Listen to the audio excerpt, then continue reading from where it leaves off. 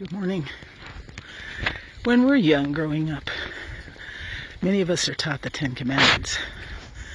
And in the beginning, it just feels like this big, long list of shouts and shout-nots that are there to spoil our fun and cramp our style. But actually, it's actually a guideline from the Maker, from the one who put us together. It's a handbook that tells us that if we follow these recommendations and don't venture in this area, we're probably going to be okay. Our lives will be more peaceful, and our engines, spiritual and otherwise, will be running more efficiently, more smoothly. When we think of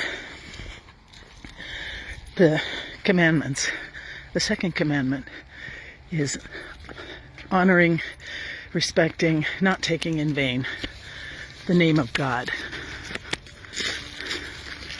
And there's a power that we have over someone, a relative power, when we know their name. When I used to teach teenagers at the beginning of the year, when I didn't quite know the students, I would go around during the social period before class started and get to know them and find out which kids grouped with who and who hung out with what, and perhaps see some of the kids that might need extra attention during the year, so that when class started and maybe they were talking out of turn or gossiping to each other on the side or talking while I was talking, I knew their names, right? So I could call them out a little and say, "Hey, John, you in the back, hey." And he'd go, "How'd you know my name?" "Okay, all right, I can conform." So the name is a gift. When we know someone's name, we can call on them. They respond. There's an exchange that takes place that doesn't happen if I don't know their name. Now, years ago, when Moses first learned the name of God, he learned it from a burning bush. The bush was burning, and Moses didn't know what was going on. And the voice came forward from the bush talking to Moses, right? It's a little bit of Hollywood here. And Moses said, "Who are you?" And the voice says, "I am who am." "I am in the past," says the voice. "I am in the present," says the voice.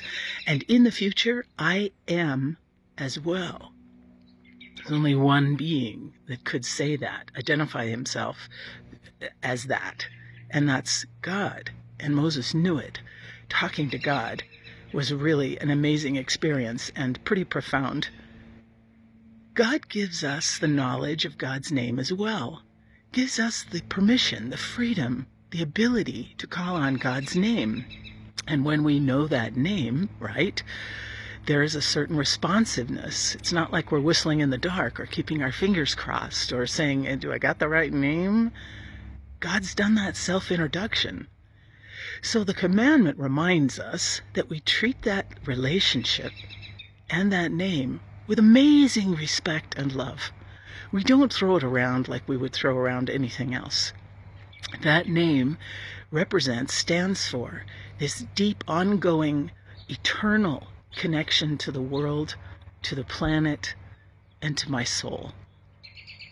So my ability to respond to that relationship goes hand in hand with my respect for the name. So Moses learns the name of God when he asks God, "Who are you?" Today, ask God, "Who are you? What's your name? What shall I call you?" So that you know that when you do call, and God's given permission, right, that we can, that the name that we call God is one filled with wonder and awe and deep love, a name that changes for us as we grow. Just like nicknames change for people that we love, so our name for God changes too. Yet that name is always one that we hold in the highest regard.